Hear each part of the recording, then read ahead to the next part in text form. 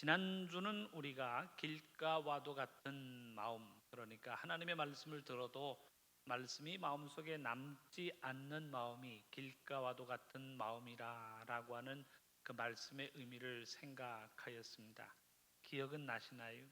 기억나면 우리는 길가와도 같은 마음은 아닙니다. 다음 단계인 곧 돌밭과도 같은 마음의 의미가 무엇인가라고 하는 것 함께 생각하기를 원합니다. 하나님의 말씀으로 살아간다라고 하는 것은 결코 쉬운 일이 아닙니다. 말씀대로 살고 말씀과 더불어 살아서 말씀의 열매를 맺는다라고 하는 것은 그야말로 신앙의 결단, 죽음과 함께 신앙의 결단을 감당하지 않으면 걸어갈 수 없는 길이 믿음의 길이라고 하는 것입니다.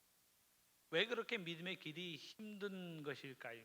인간의 본성이 죄로 인하여 타락하였기 때문에 타락되어진 본성으로는 선을 생각할 수도 없고 선을 계획할 수도 없고 선을 따라 살 수도 없기 때문에 타락된 본성으로 인하여 우리는 믿음으로 살기가 얼마나 어려운가라고 하는 사실을 알게 됩니다.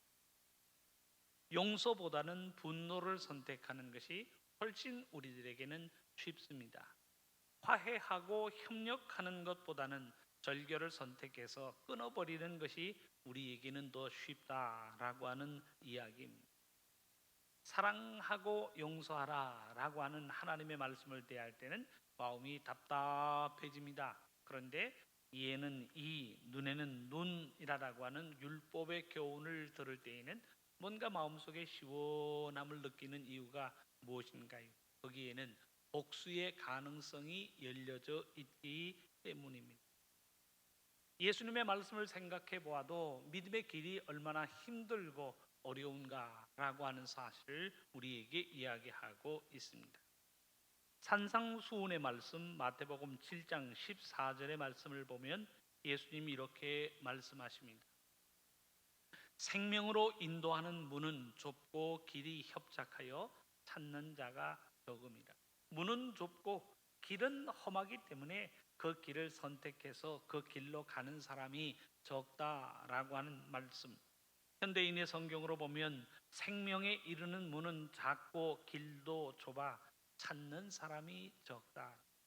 하나님의 말씀과 세상의 상식이 있다면 편한 세상의 상식, 세상의 방법을 가지고 살지 힘들고 어려운 하나님의 말씀을 선택하는 사람이 많지 않다는 사실을 우리에게 이야기하고 있습니다.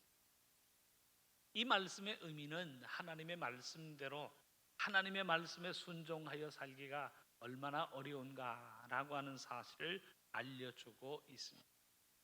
다른 사람들처럼 세상의 상식을 가지고 세상의 방법을 가지고 살아가는 것이 쉽지, 세상의 방법을 포기하고 하나님의 말씀 부여잡고 하나님 앞에서 신앙의 양심을 가지고 살기란 결코 쉽지 않고 그 모든 과정이 어려운 과정이라고 하는 사실을 우리에게 이야기하고 있습니다. 한번 생각해 보시기를 바랍니다. 화가 나는데 그 화를 우리가 숙여야 됩니다. 내가 용서하고 싶지 않은데 하나님의 말씀은 우리에게 용서하라. 그것도 7번씩 70번을 용서하라. 원수와 절교하면 그만인데 그 원수를 위하여 기도하라 라고 하면서 줄이거든 먹이고 목마르거든 마시우게 하라 라고 하나님의 말씀은 우리에게 가르치고 있습니다. 그러니 하나님의 말씀을 따르기 위해서는 내 감정, 내 성질, 내 생각을 다 포기해야 하는데 이것이 어찌 어렵지 않을까라고 하는 질문입니다. 특별히 우리 한국 사람에게는요, 너 죽고 나 죽자라고 하는 끝까지 해보는 이런 기질이 있습니다. 민족적인 기질이. 세계 어느 누구도 감당할 수 없는 너 죽고 나 죽자라고 하는 정신 때문에 한국인의 장점이 되기도 하지만 그것이 단점도 된다는 사실을 우리는 부인할 수 없습니다. 실제로 있었던 일입니다. 동독이 공산당 시대를 마감하면서 사람들이 이제 동구권 옛 구소련과 함께 있었던 그 공산주의 지역을 방문할 때의 이야기입니다. 체코를 방문한 한국 사람이 있었습니다. 그런데 그 당시 체코가 국경을 개방하면서 서방 세계에서 온 차들을 보면 무조건 세웠습니다. 과속을 하지 않아도 차를 세워놓고 과속을 했으니까 돈을 다오. 처음에 어마어마한 돈을 요구합니다. 벌금이 100만 원이다. 오케이, 50만 원으로 깎아줄게. 나중에는 몇천 원, 몇천 원으로 돈을 받아챙기지만 그 말도 되지 않는 돈을 요구하던 그런 시절이었습니다. 과속을 하지 않아도 과속을 했다고 하고 추월을 하지 않았다고 해도 추월을 했다라고 하면서 돈을 요구합니다. 저도 경험해본 바이지만 증거를 보여달라 그러면 체코에서는 경찰의 말이 증거다라고 이야기를 합니다. 체코 경찰이 외국에서 온 운전자들을 보면 두 가지의 반응을 보입니다. 면허증을 보자라고 이야기하지 않습니다. 여권을 내놔라라고 해서 여권을 압수합니다. 말을 듣지 않을 경우에 총을 꺼내서 총을 보이는데 대부분의 경우 경찰이 총을 보이면 돈을 주고 마는 것이 전례입니다. 그런데 체코를 여행하던 한 한국 사람이 말도 되지 않는 이 체코 경찰의 이야기에 맞서 싸운 거예요. 내가 뭘 잘못했느냐? 돈이 없다. 너 왜 그러느냐? 라고. 경찰이 총을 보이니까 이 한국 사람이 어떤 반응을 보였겠습니까?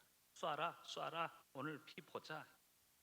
체코 경찰이 머리를 흔들면서 가라라고 이야기를 하더랍니다.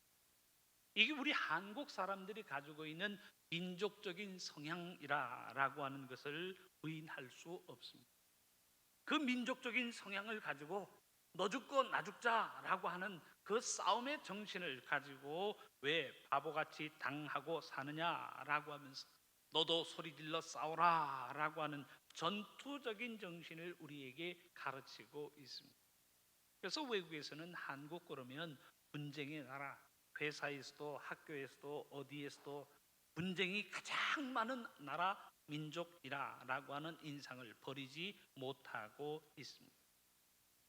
교회에서도 가차없는 경우를 봅니다. 당하는 사람이 바보이고 어떻게 했든지 이익과 권리는 챙겨야 한다라고 생각하니까 어떠한 문제 앞에서도 자기의 주장을 굽히지 않는 모습을 가지고 살아가고 있습니다. 이런 상황 속에서 하나님의 말씀과 하나님의 용서를 이야기하면 듣는 말, 그래 너 잘났다라고 하는 말. 분명히 하나님께서 우리에게 주신 용서요 사랑의 이야기임에도 불구하고 용서를 이야기하고 사랑을 이야기하는 사람은 원칙론자가 되어서 바보 취급당하는 것이 우리들의 세상이라는 사실. 사랑하는 성도 여러분, 하나님의 말씀대로 살려면 제일 먼저 우리에게 있어야 할 것이 무엇인가요? 참고 인내해야 한다는 사실. 사랑에 대한 정의도 제일 먼저 등장하는 것이 사랑은 오래 참고라고 하는 정의가 등장하고 있습니다. 말씀의 열매도 마찬가지. 내가 하나님의 말씀대로 산다라고 했을 때에 제일 먼저 우리에게 요구되어지는 자세가 어떤 것인가요? 나의 감정을 참습니다. 나의 분노를 참습니다.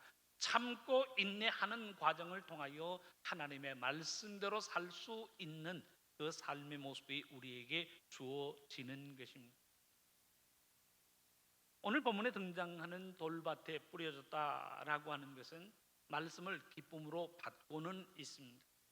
말씀을 기쁨으로 받기는 하지만 그 말씀대로 살기 위하여 참고 인내하는 그 모든 과정을 감당하지 못하고 있다는 사실을 우리에게 보여주고 있습니다. 본문 6절의 말씀입니다. 더러는 바위 위에 떨어짐에 싹이 났다가 습기가 없으므로 말랐고 라고 합니다. 6절의 말씀은 나타나는 현상이라면 이 말씀에 대한 해석은 13절에 나타나고 있습니다. 바위 위에 있다는 것은 말씀을 들을 때에 기쁨으로 받으나 뿌리가 없어 잠깐 믿다가 시련을 당할 때에 배반하는 자요라고 하는 말씀으로 기록하고 있습니다. 사랑하는 성도 여러분, 지난주에 생각했던 돌밭에 뿌려진 씨가 길가에 뿌려진 씨와 가지고 있는 차이점이 무엇인가? 길가의 마음은 말씀에 대한 기억조차 없다면 돌밭의 마음은 말씀에 대한 기억이 있고 그 말씀을 들을 때의 기쁨과 함께 내가 저 하나님의 말씀대로 살아야 되겠다라고 하는 신앙의 결단도 있다는 사실을 우리에게 일깨워 주고 있습니다. 말씀을 들을 때에 기쁨도 있어요. 말씀을 들을 때에 마음속에 감동도 느낍니다. 내가 저 하나님의 말씀 꼭 부여잡고 저 말씀과 더불어 살아가야 되겠다라고 하는 믿음의 결단도 이어지고 있다는 사실을 우리에게 가르치고 있습니다. 그러니 오늘 본문은 기록하기를 말씀을 들을 때에 기쁨으로 받으나라고 하는 말씀이 우리에게 주어지고 있습니다. 기쁨으로 받기는 받았지만 그 말씀대로 살아갈 때에 오는 환난과 어려움을 견디지 못한다는 사실을 우리에게 이야기하고 있습니다. 말씀을 기쁨으로 듣고 말씀을 기쁨으로 받았지만 그 기쁨으로 받은 말씀을 던져버리는 순간이 있다는 사실을 이야기하고 있습니다. 그 순간이 언제인가요? 잠깐 믿다가 신을 당할 때에 배반하는 자라고 하는 말씀으로 기록하고 있습니다. 같은 비유가 마태복음에도 등장하는데 마태복음 13장 21절에 보면 그 이유를 다음과 같이 설명하고 있습니다. 그 속에 뿌리가 없어 잠시 견디다가 말씀으로 인하여 환난이나 박해가 일어날 때에는 곧 넘어지는 자요라고 하는 말씀으로 기록하고 있습니다. 이 무슨 뜻인가요? 하나님의 말씀을 기쁨으로 받았지만 그 말씀으로 살기 위해서는 인내하고 포기하고 희생하지 않으면 안 되는데 그 모든 어려움을 견디지 못하고 오히려 하나님의 말씀을 포기하는 자가 오늘 본문에 등장하는 돌밭 위에 뿌려진 씨라고 하는 사실을 이야기하고 있습니다. 말씀대로 살려고 하면 손해보는 것도 감수해야 합니다. 하나님의 말씀으로 살아서 사랑을 이루기 위해서는 바보 취급받고 병신 취급받는 것도 감수해야 합니다. 근데 그걸 감수할 수 없는 거예요. 하나님의 말씀대로 살기는 원하지만 누가 날 바보 취급하거나 누가 날 어린아이 취급하면 견딜 수 없어 하나님의 말씀을 포기하고 자기의 성질을 부린다는 사실을 이야기하고 있습니다. 참지 못하고 뒤엎어 버리는 순간에 우리의 삶은 바위와도 같은 마음, 우리의 마음은 돌밭과도 같은 마음이라고 하는 사실을 말씀은 이야기하고 있습니다.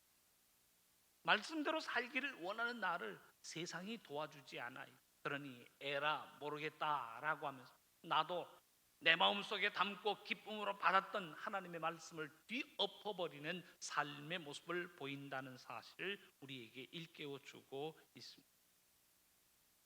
예수님은 분명히 말씀하셨습니다. 말씀으로 산다라고 하는 것이 얼마나 힘들고 어려운가라고 하는 것을 말씀하시면서 문은 좁고 길은 협착하다. 그러나 그 길의 끝이 생명의 길이라라고 하는 사실을 우리에게 이야기하고 있습니다. 그 예수님께서 믿음으로 산다라고 하는 것이 어떤 삶의 모습이어야 하는가 구체적인 모습을 우리에게 언급하고 계십니다. 그 교훈이 마태복음 5장 38절 이후에 나타나고 있습니다. 또 눈은 눈으로 이는 이로 갚으라 하였다는 것을 너희가 들었으나 나는 너희에게 이르노니 악한 자를 대적하지 말라. 누구든지 네 오른편 뺨을 치거든 왼편도 돌려대며 또 너를 고발하여 속옷을 가지고자 하는 자에게 겉옷까지도 가지게 하며 또 누구든지 너를 억지로 오리를 가게 하거든 그 사람과 심리를 동행하라라고 하는 사실을 이야기하고 있습니다. 내가 자원해서 기쁨으로 가는 것이 아니에요. 싫다고 하는데도 억지로 나를 끄집어서요 오리를 가자라고 이야기를 합니다. 억지로라고 하는 말에 여러분들 한번 관심을 가져보시기를 바랍니다. 내가 자원해서 심리를 가는 것이라면 힘들지 않아요. 불평이 없습니다. 그런데 억지로 나를 끌고 오리를 가기를 원합니다. 고발과 고소를 해서라도 내 겉옷을 가지고자 모든 재판의 과정을 진행하고 있습니다.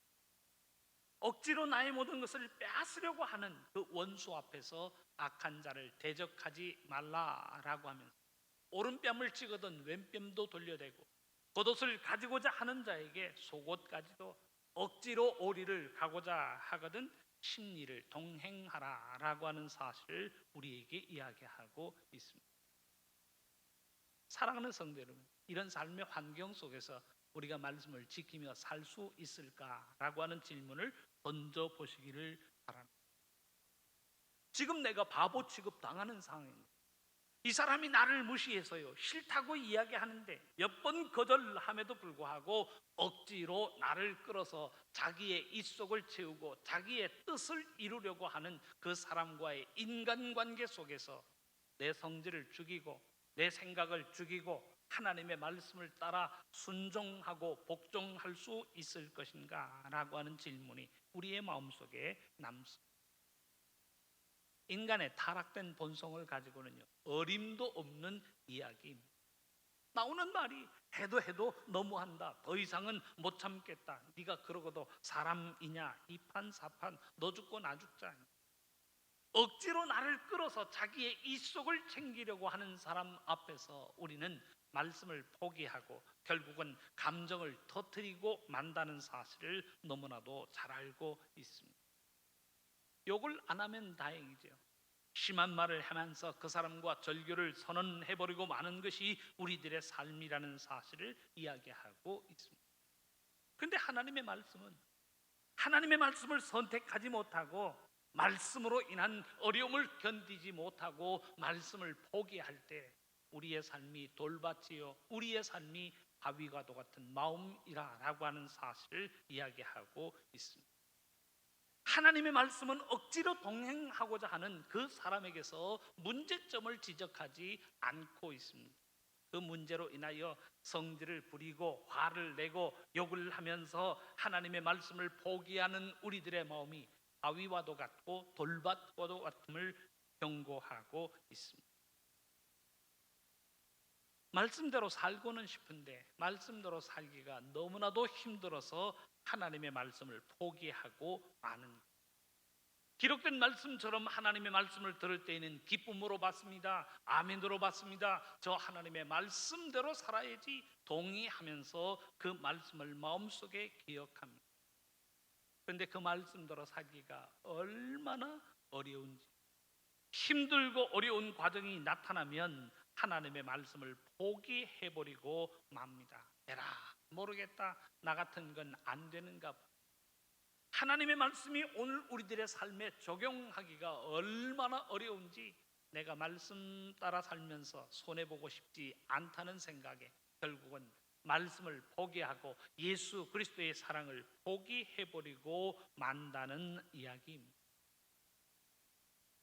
사랑하는 성도 여러분, 무엇인가 이루기 위해서 참고 인내하는 과정이 없다면 결코 열매도 없다는 사실을 성경은 우리에게 가르치고 있습니다. 그런데 성경만 그렇게 가르치는 것이 아닙니다.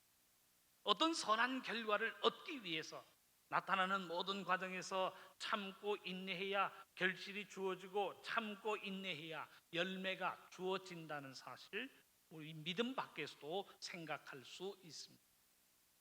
옛 성현들이 한 말 중에 고진감래라고 하는 말을 하였습니다. 힘들고 쓴 과정이 닿으면 달고 아름다운 일이 생긴다라고 하는, 우리말로 하면 고생 끝에 낙이 온다라고 이야기할 수 있습니다. 그런 말도 있습니다. 인내는 쓰다, 그런데 그 열매는 달다. 인내함으로 참고 견디는 것이 없다면 어찌 말씀의 열매가 우리에게 맺어질 수 있을까라고 하는 질문입니다.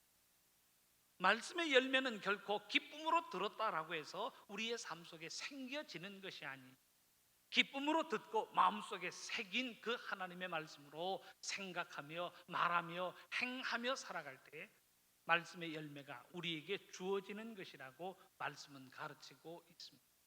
그러니 말씀의 열매를 맺기 위해서는 참고 인내하는 가운데 내 감정, 내 기분, 내 생각, 내 느낌, 나에 관한 모든 것을 포기하지 않으면 말씀의 열매를 맺을 수 없다는 사실을 경고하고 있습니다. 인내함 없이 어찌 열매를 얻을 수 있겠습니까? 말씀을 지키기 위해서 참고 인내하고 양보하고 내어줌이 없다면 열매를 맺을 수 없는데, 그 말씀으로 인한 어려움을 견디지 못하고 말씀을 포기하고 만다면 우리의 마음이 돌밭이요 우리의 마음이 바위와도 같다는 사실을 이야기하고 있습니다. 마음이 원하지 않는 것은 아니에요. 마음에는 원이로되 과정이 힘들어서 포기하고 만 거예요. 마음은 간절히 원하지만 말씀을 듣는 순간마다 기쁨이 있고 아멘으로 응답하지만 나만 손해보는 것이 싫어서 하나님의 말씀을 포기하고 만다는 사실을 이야기하고 있습니다. 우리들의 성품이 타락되어져 있기 때문에 참고 인내하여 견디지 못한다면 결코 하나님의 말씀대로 살아갈 수 없습니다. 언제나 우리들의 생각은 하나님의 말씀과 반대되는 생각을 하고, 언제나 우리의 마음속에 느껴지는 것은 예수 그리스도의 십자가의 사랑과 반대되는 것을 느끼기에 내 것을 포기하고 내 것을 희생하지 않으면 하나님의 말씀을 따라갈 수 없다는 사실을 말씀은 경고하고 있습니다. 말씀대로 살려 하다가도 손해보는 일이 있으면 말씀을 포기합니다. 하나님의 말씀대로 살려고 하다가도 내 체면이 구겨지는 순간이 있으면 하나님의 말씀을 포기합니다.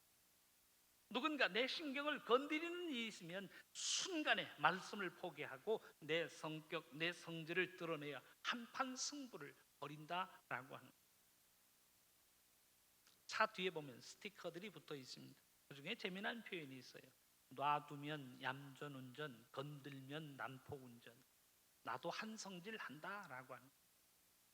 나를 건드리지 않고 나를 자극하지 않으면 우리는 사랑을 이룰 수 있어. 그런데 나를 건드리고 나를 자극하면 너 죽고 나 죽자. 하나님의 말씀의 교훈은 그것이 아니지 않습니까? 놔두어도 하나님의 사랑이 이루어져야 돼. 건들고 핍박하고 어려움이 있어도 하나님의 사랑을 이루어야 한다라고 하는 것이 말씀의 가르침이라고 하는 사실입니다. 저는 예수님이 마지막 겟세마네 동산을 향하시는 그 마지막의 모습을 생각하면서 믿음의 교훈을 마음속에 생각합니다. 예수님은 하나님의 아들이시면서도 동시에 예수님은 하나님이시라라고 성경은 가르치고 있습니다. 예수님이 무엇을 말씀하시고 무엇을 명령하시든지 그 명령하고 말씀하시는 순간에 하나님의 이적과 기사가 일어났다라고 하는 사실을 우리에게 이야기하고 있습니다. 예수님의 말씀 한마디면 예수님을 핍박하고 예수님을 십자가에 못 박는 모든 사람들을 그야말로 일순간에 처형할 수 있는 능력을 가지신 분도 우리의 예수님이십니다. 마태복음 26장 53절에서 예수님께서 베드로에게 그런 말씀을 남기고 계십니다. 내 검을 도로 집어넣어라. 칼을 쓰는 자 칼로 망한다 라고 하면서 하시는 말씀이, 너는 내가 내 아버지께 구하여 12군단 더 되는 천사를 보내시게 할 수 없는 줄로 아느냐. 하나님 앞에 기도하고 간구하면 12영이 넘는 하나님의 천사들이 동행되어서 그리스도를 반대하고 그리스도를 핍박하는 모든 사람들을 일순간에 처형할 수 있는 능력이 있다는 사실을 이야기하고 계십니다. 그러면서 그 뒤에 예수님께서 남기시는 말씀 54절입니다. 내가 만일 그렇게 하면 이런 일이 있으리라 한 성경이 어떻게 이루어지겠느냐라고 말씀합니다. 예수님도 감정이 있으세요. 육신의 이 모든 육신을 입고 이 세상에 등장하셨기 때문에 인간처럼 느끼고 인간처럼 생각하고 인간처럼 반응하는 요소를 가지고 계십니다. 그런데 예수님의 말씀, 예수님의 생각 속에는 내가 내 성질대로 한다면 하나님의 말씀을 어찌 이룰 수 있을까? 내가 내 생각대로 나간다면 어찌 하나님의 예언의 말씀을 이룰 수 있을까? 하나님의 말씀을 이루기 위해서 자기의 생각을 포기하고 자기의 계획을 포기하고 계심을 우리에게 이야기하고 있습니다. 이 잔을 내게서 지나가게 하옵소서. 예수님의 방법이에요. 예수님이 원하셨던 거예요. 예수님의 소원입니다. 그런데 나의 원대로 마옵시고 자기의 방법은 보내세요. 자기의 생각은 보내십니다. 자기의 모든 느낌과 감정을 포기하시고 아버지의 원대로 하옵소서. 하나님의 말씀에 순종하고 계시는 삶이 예수님의 삶이에요. 하나님의 말씀을 이루기 위해 자기의 생각을 접습니다. 하나님의 뜻을 이루기 위하여 자기의 감정, 자기의 계획, 자기의 생각 모든 것을 포기하는 삶이 예수님이셨습니다. 자기의 생각을 포기하니 하나님의 뜻이 예수 그리스도의 삶을 통하여 이루어진다는 사실을 우리에게 보여주고 있습니다. 우리의 삶은 어떤가요? 반대예요.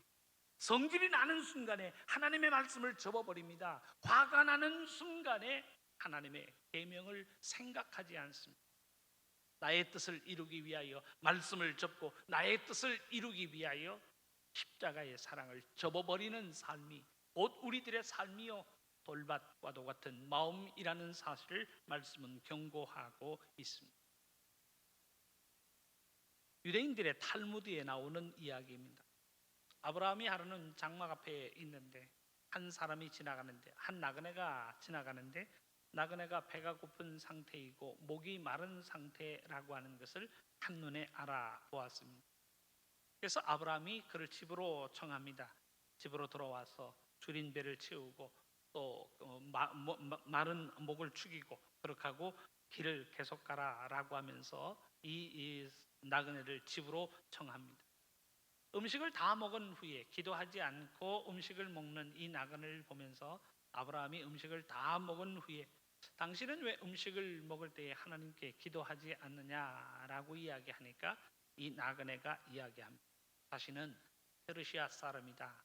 자기는 신을 믿기보다는 불을 섬기는 사람이다. 불이야말로 이 세상에서 가장 큰 힘을 가지고 있는 존재라고 하는 이야기를 합니다. 그래서 아브라함이 그렇지 않다. 어느 주 만물을 창조하신 분은 하나님이시고 하나님이 지금도 우리의 삶을 섭리하고 계신다라고 하면서 아브라함이 하나님에 대하여 설명하고 전도합니다. 그러다가 받아들이지 않으니까 목소리가 높아지다가 결국은 언쟁이 되고 말았습니다. 심한 언쟁이 일어나고 말았습니다. 아브라함이 화가 나서 하는 말, 당신 같은 사람은 내 장막에 있을 자격이 없으니까 나가라라고 소리를 칩니다. 나그네도 화가 나서 나도 여기에 더 있을 생각이 없다라고 하면서 그 장막을 떠나버리고 맙니다. 아브라함이 씩씩거리면서 나그네의 떠나감을 지켜보고 있습니다. 그때 천사가 아브라함에게 나타나서 이런 이야기를 합니다. 하나님은 저 사람을 위하여 50년 동안 참고 계시는데 너는 1시간 동안도 못 참는 거야. 그 사람의 나이가 50살이었던 모양.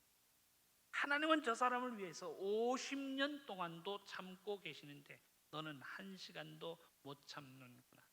탈무드에 나오는 이야기니까 여러분들 참고로 하시기를 바랍니다. 이 이야기를 기억하면서 사랑하라라고 하는 하나님의 말씀, 용서하라라고 하는 하나님의 말씀의 차원에서 우리의 삶을 한번 점검해 보시기를 바랍니다. 내가 미워하는 저 사람을요, 하나님은 지금도 사랑하고 계세요. 그런데 내가 무슨 자격으로 너 미워라고 이야기할 수 있을까? 내가 저 사람의 잘못을 지적하고 헤아리는 순간에 하나님께서는요 그 잘못을 용서해 주시기 위해서 하나님의 아들 예수 그리스도를 십자가에 못 박고 계십니다. 그런데 나는 미워할 뿐이지 그를 위해서 무엇을 하고 있는가라고 하는 질문을 던져 보시기를 바랍니다. 내가 용서할 수 없다고, 절대 용서할 수 없다고 생각하는 저 사람을 하나님은 용서하고 계시고 지금도 은혜를 베풀고 계시는데 내가 무슨 자격으로 그를 정죄하고 판단하겠는가라고 하는 질문입니다. 믿음 생활의 원리가 무엇인가요? 하나님의 말씀을 접어야 되나요? 내 생각을 접어야 되나요?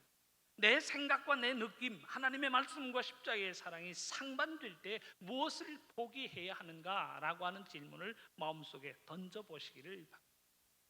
포기해야 할 것은 하나님의 말씀이 아닙니다.